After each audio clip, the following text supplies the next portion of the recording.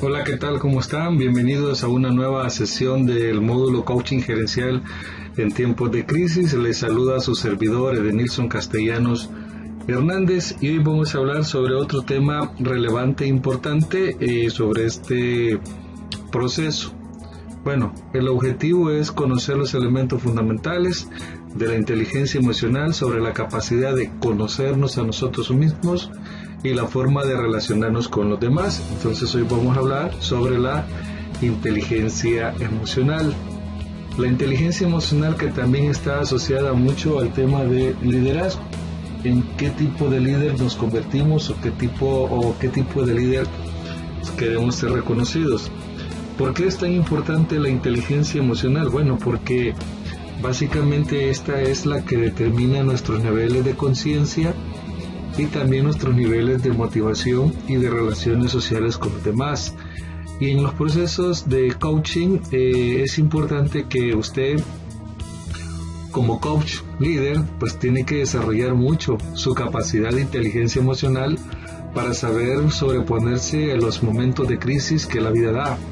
En ese sentido, entonces, dice, la vida es una comedia para los que piensan y una tragedia para quienes sienten.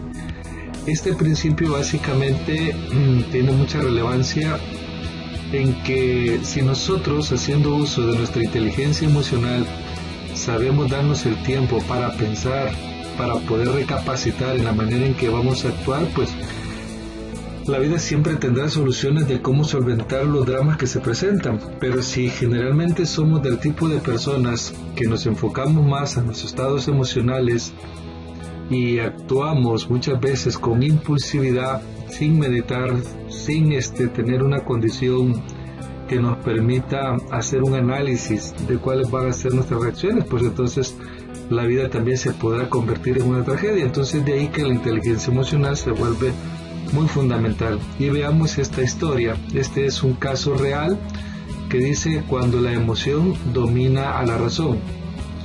Lo voy a leer y ustedes traten de irme siguiendo, por favor, para que disfruten de la historia. Era una calurosa tarde de agosto del año de 1963, la misma en el que el reverendo Martin Luther King Jr. pronunciaba en Washington aquella famosa conferencia que comenzó con la frase "Hoy tuve un sueño", ante los manifestantes de la marcha en pro de los derechos civiles. Aquella tarde, Richard Robles, un delincuente habitual condenado a 3 años de prisión por los más de 100 robos que había llevado a cabo para mantener su adicción a la heroína y que por aquel entonces se hallaba en libertad condicional, decidió robar por última vez. Según declaró posteriormente, había tomado la decisión de dejar de robar, pero necesitaba desesperadamente dinero para su amiga y para su hija de 3 años de edad. El lujoso apartamento del Upper East Side de Nueva York que Robles eligió para aquella ocasión pertenecía a 2 jóvenes mujeres, Janice White, investigadora de la revista Newsweek, de 21 años de edad, y Emily Hofer, de 23 años de edad y maestra de una escuela primaria. Robles creía que no había nadie en casa, pero se equivocó, y una vez dentro se encontró con Wilde y se vio obligado a amenazarla con un cuchillo y amordazarla. Y lo mismo tuvo que hacer cuando, a punto de salir, tropezó con su compañera y amiga Hofer. Según contó entonces más tarde, mientras estaba amordazando a Hofer, Janice Wilde le aseguró que nunca lograría escapar porque ella recordaría su rostro y no cejaría hasta que la policía diera con él. Robles, que se había jurado que aquel sería su último robo, entró entonces en pánico y perdió completamente el control de sí mismo. Luego, en pleno ataque de locura, golpeó a las 2 mujeres con una botella hasta dejarlas inconscientes y, dominado por la rabia y el miedo, las apuñaló una y otra vez con un cuchillo de cocina. 25 años más tarde, recordando el incidente, se lamentaba diciendo: "Estaba como loco, mi cabeza simplemente estalló". Durante todo este tiempo, Robles no ha dejado de arrepentirse de aquel arrebato de violencia. Hoy en día, 30 años más tarde, sigue todavía en prisión. por lo que ha terminado conociéndose como el asesino de las universitarias. Esta es una historia real que desafortunadamente en nuestra sociedad, en nuestro medio también se ha repetido. Muchas veces víctimas nosotros de nuestros impulsos hemos cometido errores que terminan en tragedia. Víctimas del no uso correcto de la razón, de no tener la capacidad de poder administrar nuestras emociones, de no poder conocernos a nosotros mismos. Y aquello que pareciera el último robo, pues se terminó convirtiendo más que un robo en un homicidio, donde 2 víctimas pues fueron consecuencia de ello. Y en nuestro país también han sucedido cosas similares.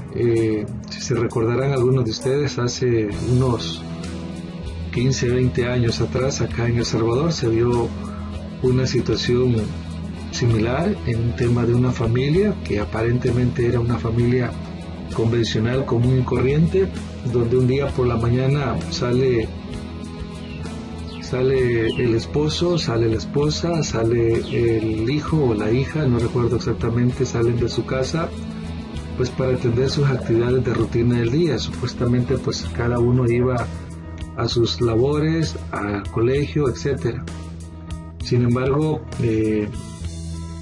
deciden regresar a la casa, se genera un hecho confuso donde el tipo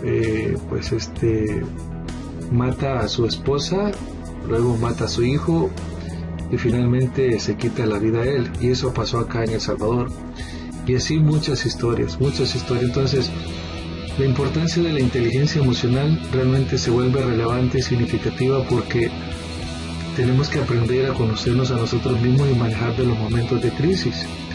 Entonces, reflexione, ¿cuándo fue la última vez que usted perdió el control de una situación? ¿Y cómo suele actuar ante esos momentos de crisis? Todos tenemos en algún momento momentos de crisis, todos estamos sufriendo muchas veces aflicciones, preocupaciones, dramas de la vida, pero los dramas son cosas que hay que resolver. Solo hay que ponernos a actuar, hay que actuar con sensatez y tomar una decisión que nos ayude precisamente a salir de esa condición que nos pueda estar generando miedo, ansiedad, angustia, preocupación. Entonces, recuerde cuándo fue la última vez que usted perdió el control de una situación por un tema económico, por la falta de empleo, por un conflicto familiar, ya sea con su esposo, su esposa, con los hijos, con un amigo, con una amiga, con un compañero o compañera de trabajo. ¿Cuándo fue la última vez? ¿Y cómo usted suele manejar esas crisis? Ahí hay una imagen que me encanta mucho y dice: comienza tu día con una sonrisa, verás lo divertido que es ir por ahí desentonando con todo el mundo. Tenemos que aprender a manejar mejor nuestros elementos de la inteligencia emocional. Entonces, es un sentido muy real que todos los seres humanos tenemos 2 tipos de mente: una mente que piensa y una mente que siente, es decir, esa mente que es muy emocional, muy emotiva y a veces muy poco racional, y que esa mente emocional es la que a veces nos hace meternos en serios problemas en momentos de crisis. Usted como coach, usted como gerente, usted como líder tiene primero que aprender a pensar. Y la mente que piensa, ¿qué es lo que hace? Bueno, esta es una forma racional de comprensión, es decir, un estado de conciencia pensativa y reflexiva. Y número 2, ¿cuál es la mente que siente? La mente emocional.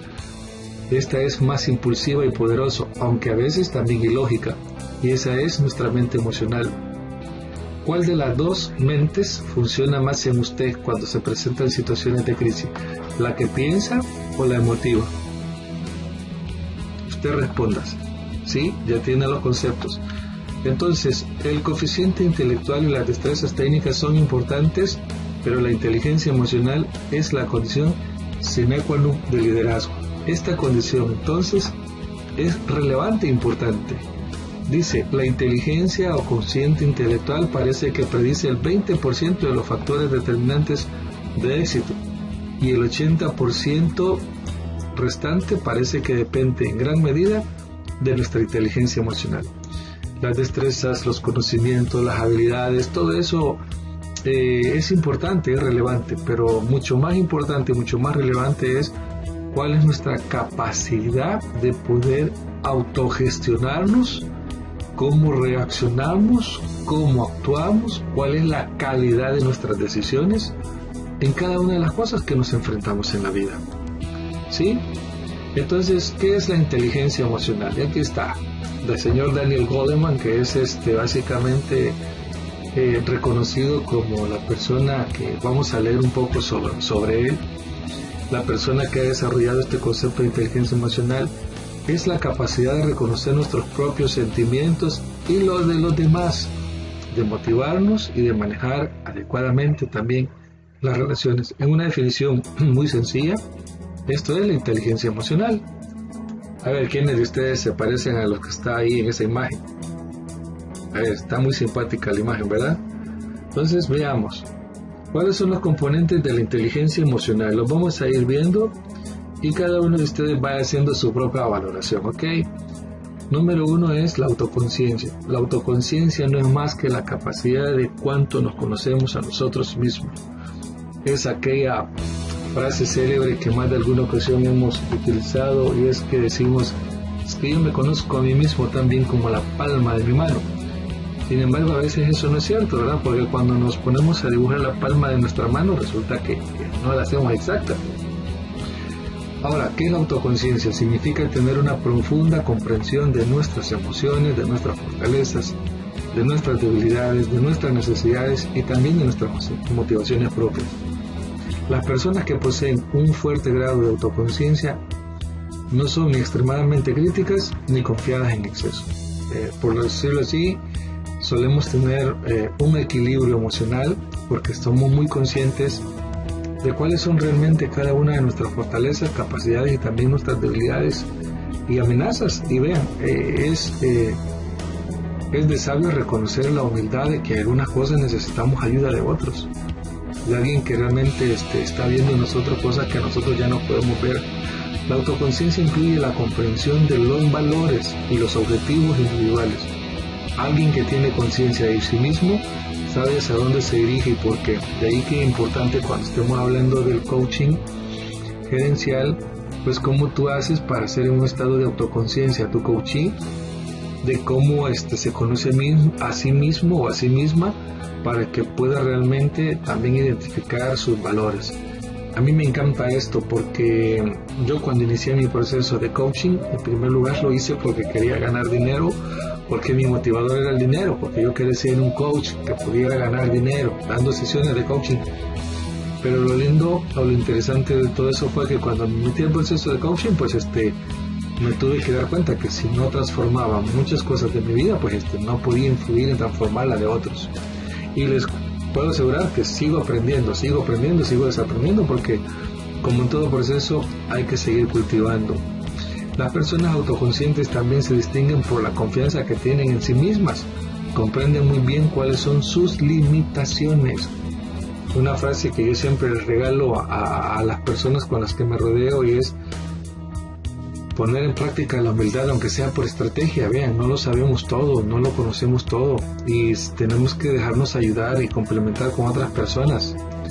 Las personas que tienen conciencia de sí mismos son sinceros en admitir el fracaso y a menudo relatan sus anécdotas hasta con una sonrisa. Una de las marcas distintivas de la autoconciencia es la capacidad de reírnos a nosotros mismos. Yo les puedo asegurar que muchas veces la gran mayoría de nosotros hemos pasado por dificultades que en el momento en que las vivimos creemos que es el fin del mundo.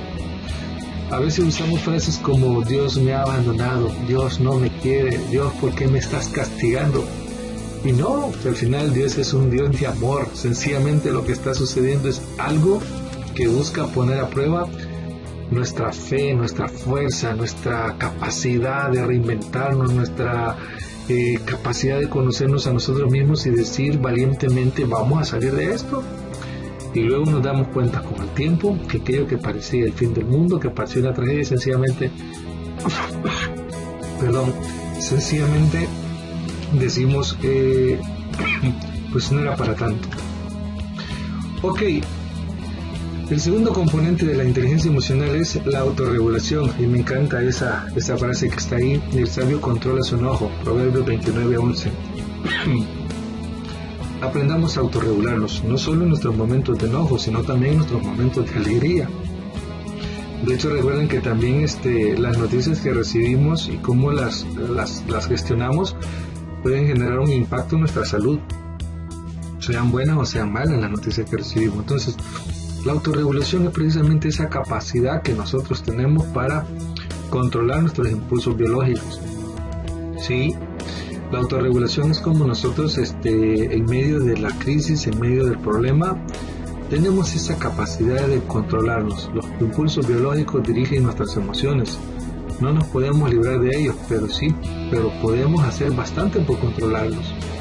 ¿Verdad? Ustedes ven una imagen muy sencilla, muy básica, pero es como esta. Y si realmente quieres mejorar tu condición de salud y tu apariencia física, pues también tienes que tomar decisiones como qué le das de comer a tu cuerpo. Pero más allá de eso es cuando se presentan los momentos de crisis en tu entorno laboral, familiar, cómo controlas tus emociones, cómo controlas tus impulsos biológicos. Acabamos de leer una historia difícil, les acabo de contar otra historia real de las que se han dado en nuestro país, y así otras que ustedes se pueden dar cuenta. Esperaría pues que ninguno de ustedes haya vivido una situación así, pero tenemos que aprender cómo nosotros controlamos precisamente. Decía Facundo Cabral: perdónate, acéptate, reconócete y ámate, date una nueva oportunidad. Recuerda que tienes que vivir contigo mismo para siempre, es decir, hasta que la muerte nos separe. Entonces, la autorregulación es como una constante conversación interior. Es el componente de la inteligencia emocional que nos libera de ser prisioneros de nuestros sentimientos.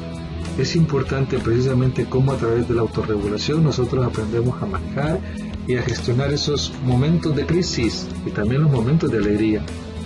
Muchas de las situaciones negativas que ocurren en las organizaciones son consecuencia de los comportamientos impulsivos. Usted en este proceso de coaching gerencial tiene que aprender a trabajar mucho, a controlar precisamente esos comportamientos o impulsos negativos. ¿Por qué es tan importante la autorregulación en los líderes? A ver, ¿por qué creen? Estoy seguro que saben la respuesta. Bueno, aquí hay 3 elementos fundamentales. En primer lugar, porque son capaces de dominar sus sentimientos para crear un clima de confianza. Es tan importante la autorregulación porque ustedes como líderes tienen que ser capaces de aprender a dominar sus sentimientos. ¿Para qué? Bueno, para generar un clima de confianza. También es importante por razones de competitividad. Recuerden, al final siempre estamos compitiendo con nosotros mismos todos los días. Recuerden que su benchmark de comparación no es alguien más, es usted mismo. Es decir, cuál es la mejor versión de persona en la que se quiere convertir. No imitando a otros, sí aprendiendo de otros, pero no imitando a otros, sino es cuál es la mejor versión de usted en que se quiere convertir. ¿Para qué? Pues para obviamente generar mayor competitividad. Y por otro lado también tienen la capacidad de adaptarse a los cambios, que ustedes pues saben lo que estamos viviendo. Y hoy más que nunca se vuelve relevante cuál es nuestra capacidad de adaptarnos a los cambios. Y adaptarnos a los cambios no es un esfuerzo voluntario, es una cuota obligatoria que hay que hacer si queremos sobrevivir. Entonces, veamos ahora otro componente de la inteligencia emocional, y es la motivación. A ver, ¿cómo anda su motivación? ¿Cómo usted se motiva a sí mismo? Asimismo, mire, tómese tiempo para hacer las cosas que le encantan, aquellas cosas que le gustan. Disfrute lo que le ha dado la vida, si la vida nos ha dado cosas maravillosas. ¿Cómo anda su motivación? Si está esperando que toda la vida alguien más lo motive, está perdiendo su tiempo. Usted tiene que darle motivación a su vida, dándole precisamente de una manera elegante, de una manera satisfactoria, ese placer, pero un placer que no vaya en contra ni de sus principios ni de sus valores. Recuérdelo, por favor. Es importante que cuando le damos motivación a la vida, no vayan ni atenten en contra de nuestros principios y valores. Entonces, un rasgo que comparten virtualmente todos los líderes eficaces es la motivación. Los líderes se sienten impulsados a obtener logros más allá de las expectativas, de las propias y de los demás. ¿Cómo usted se está motivando? ¿Qué motiva su vida? Les agradezco mucho porque Muchos gentilmente a veces comparten sus motivadores, algunos hablan mucho de su familia, de sus hijos, etcétera. Sí, está bien, pero lo más importante es cuál es tu propia motivación, qué te encanta hacer, leer un buen libro, aunque sea una novela, pero leer un buen libro, alguien que te deje algo constructivo a tu vida, escuchar música, ver un programa favorito. Recuerda que la motivación no siempre es económica, olvídate de que siempre un motivador va a ser económico. El dinero llega, tarde o temprano llega, pero en primer lugar tampoco eso es la felicidad. Entonces, ¿cómo tú estás gestionando tu motivación para tener estados de felicidad? ¿Cómo puede identificar a personas a quienes les motive el afán de logro en vez de las recompensas externas? A ver, ¿cómo se puede identificar a esas personas a quienes les motiva el afán de logro? Que ya lo hemos hablado sobre los motivadores de las personas, y ese es el motivador del crecer, el motivador de contribuir. Entonces, veamos acá, la primera señal es la pasión. Tales personas buscan desafíos creativos, adoran aprender y se enorgullecen del trabajo bien hecho. ¿Cómo está tu pasión con lo que haces? En todo lo que hagas tienes que hacerlo con pasión, tu trabajo, tus estudios, tu entrega a tu pareja, a tus amigos, a tu familia, a todo lo que emprendas, a todo aquello que te da una condición de cumplir tu misión de vida. ¿Cuál es tu misión de vida? Hazlo con pasión, por favor, ¿sí? Hazlo con la pasión donde tú le pones ese sello distintivo. Entonces, la pasión es una condición. La segunda señal es que derrocha una energía inagotable para hacer las cosas mejor. Las personas con esa energía no se suelen dar por satisfechas con el status quo. Estas personas siempre están buscando algo nuevo que hacer. Decía Miguel Ángel Cornejo que los mejores maestros que uno tiene en la vida para ver cómo se disfruta la vida son los niños, ¿sí? Porque un niño cuando juega desarrolla su creatividad. Cuando un niño toma un trocito de madera, toma una hoja de papel, pero ese niño deja de desarrollar su creatividad e imaginación y disfruta jugando que es un héroe, disfruta jugando que es una princesita, disfruta jugando que es un superhéroe. Entonces derrochan energía. Así tienes que trabajar tú. ¿Cómo estás derrochando energía? Tercera señal, las personas con motivación alta son optimistas, incluso cuando los resultados son adversos. Cuando las cosas no salen como lo planeaste, saca aprendizaje rápido. Tu resiliencia, tu capacidad de recuperabilidad, ponla en práctica y motívate, sé optimista. Las personas con este nivel son aquellas personas que siempre dicen, pues bueno, aprendí, como lo dijo el señor Tomás Alva Edison, ¿verdad? No he fracasado, sencillamente he aprendido 10.000 maneras de no hacer las cosas. Y la cuarta señal, tienen un alto nivel de compromiso. El compromiso, cuando las personas aman lo que hacen, a menudo se sienten comprometidas en hacer posible lo que a veces parece imposible. Estas personas convierten el imposible en posible. Entonces, te pregunto, ¿tú estás ahí? Y les voy a compartir esta historia. Una gerente de una cartera de valores de una gran empresa de inversiones, tras varios años exitosos, su fondo cayó durante 3 trimestres consecutivos. ¡Wow! ¿Verdad? Lo que condujo a 3 grandes clientes institucionales a trasladar sus negocios a otra parte. Imagínate esa caída. Algunos ejecutivos culparían de la caída a las circunstancias ajenas a su control. Otros interpretarían como la evidencia de un fracaso personal. Esta gerente, sin embargo, lo asumió como una oportunidad para demostrar que podía liderar un cambio. Es decir, que aprendizajes y adaptarnos a los cambios. 2 años más tarde, cuando ascendió a un puesto muy alto en la empresa, describió su experiencia como lo mejor que me ha pasado jamás. Aprendí muchísimo de ello. Te pregunto, ¿has perdido tu empleo recientemente? Sé que tienes obligaciones que honrar. Sé que tienes posiblemente una familia que depende de ti. Pero te voy a decir algo, perder el empleo no es el fin del mundo. Haz un plan, escribe el plan. Enfócate en que eres bueno. Hazte acompañar de personas que te puedan ayudar. ¿Sí? Define un objetivo. y por favor empiece a actuar. Ya no deje de autocompadecerse. La autocompadecencia no te va a llevar a nada. Saca aprendizajes, los empleos, los negocios. Yo admiro mucho a la gente que ha fracasado porque detrás de ese fracaso ha buscado una nueva manera de aprender.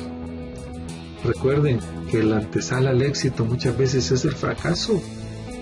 No siempre nos va bien a la primera. No siempre nuestra primera relación matrimonial ha sido la mejor. Pero el hecho que hayas vivido también un divorcio no dice que no estás preparado para enfrentar una nueva relación. Permítete, date chance para ti, como dice Facundo Cabral. No es difícil comprender cómo y por qué la motivación hacia el logro se traduce en un liderazgo sólido. Si usted es capaz de fijar a sí mismo una vara alta de desempeño, hará lo mismo con la organización cuando esté en posición de hacerlo. Otro componente de la inteligencia emocional es la empatía. ¿Sí? La empatía es la capacidad de experimentar y comprender las emociones que otra persona está sintiendo. Es una actividad que se asienta en el hecho de compartir el estado emocional de la otra persona, de entender por qué los demás se sienten como se sienten. Constituye el fundamento básico de la capacidad para establecer relaciones sociales exitosas. Hay que aprender a ser empático, ¿sí? Pero eso no significa ponerte a llorar con la otra persona. ¿Sí? No significa tampoco autocompadecerla, no. La empatía es sí ponerte en el lugar de eso, pero decirle, bueno, vas a salir de esto, campeón. Bueno, vas a salir de esto, campeona. ¿Sí? Háblale de la grandeza que Dios ha hecho en su vida, de los talentos que tiene, dile, refuérzalos. Hazlo sentir como esa persona importante que es. No le mientas, dile la verdad, hazlo sentir importante. ¿Cuáles son los elementos de la empatía? Bueno, en primer lugar, atención, ¿sí? Concéntrate en brindarle la atención adecuada a la persona que está viviendo un momento de crisis. Háblale del bienestar que puede obtener si pone en práctica desarrollar sus mejores destrezas, habilidades y talentos. ¿Sí? Usa el lenguaje apropiado, tanto tu lenguaje verbal como tu lenguaje corporal. ¿Sí? Recuerda, cada uno de nuestros elementos del lenguaje corporal dicen mucho. Nuestra mirada, nuestra manera de hasta de olfatear cuando está cerca de alguien. Entonces, los elementos de la empatía tienen que ver, enfócate en brindar atención, ¿sí? Sin autocompadecer, ¿sí? Una atención honesta y sincera. Háblale del bienestar que puede obtener de la experiencia que está viviendo. En esta crisis que estamos viviendo, muchos hemos perdido algo o a alguien, y aunque parezca difícil, pero la vida continúa. Hay que continuar. Y utilicemos un lenguaje apropiado cuando ponemos en práctica la empatía. Para un líder no es cuestión de adoptar las emociones de los demás como propias y tratar de complacer a todo el mundo. Más bien, empatía significa tener en consideración los sentimientos de los demás junto con otros factores en el proceso de toma de decisiones inteligentes. ¿Sí? ¿Qué calidad de decisiones estamos tomando? Veamos lo que ocurrió cuando se fusionaron dos gigantescas empresas y se tenían varios puestos redundantes en toda división. Esto es clásico, ¿no? Cuando una empresa se fusiona con otra o adquiere a otra.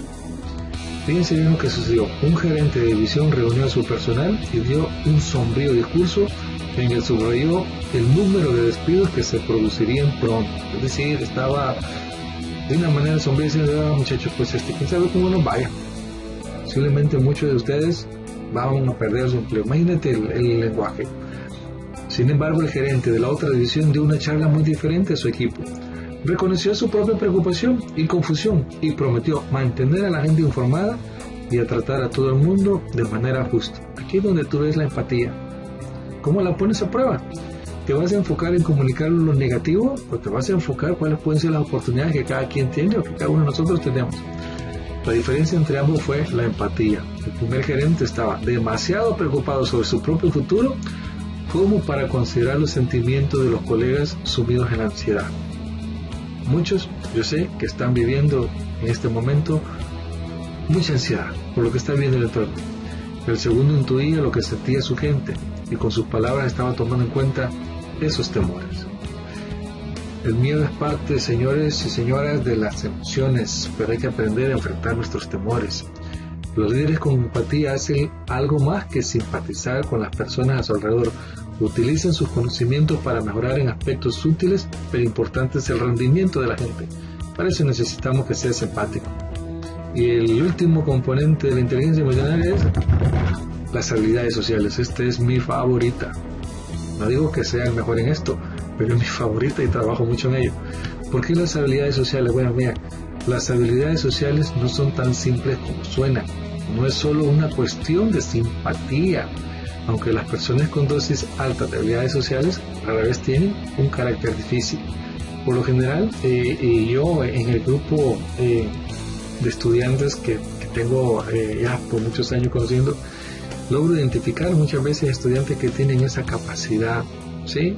Personas que tienen esa condición casi que natural de sus habilidades sociales. Y la simpatía no es todo lo que se busca. ¿Qué son las habilidades sociales? Fíjense bien, las habilidades sociales, que no se les olvide, son simpatía con un propósito. Cuando nosotros estamos trabajando en la organización, en nuestro coaching gerencial o nuestro liderazgo gerencial, básicamente es porque también buscamos cumplir objetivos, ¿sí?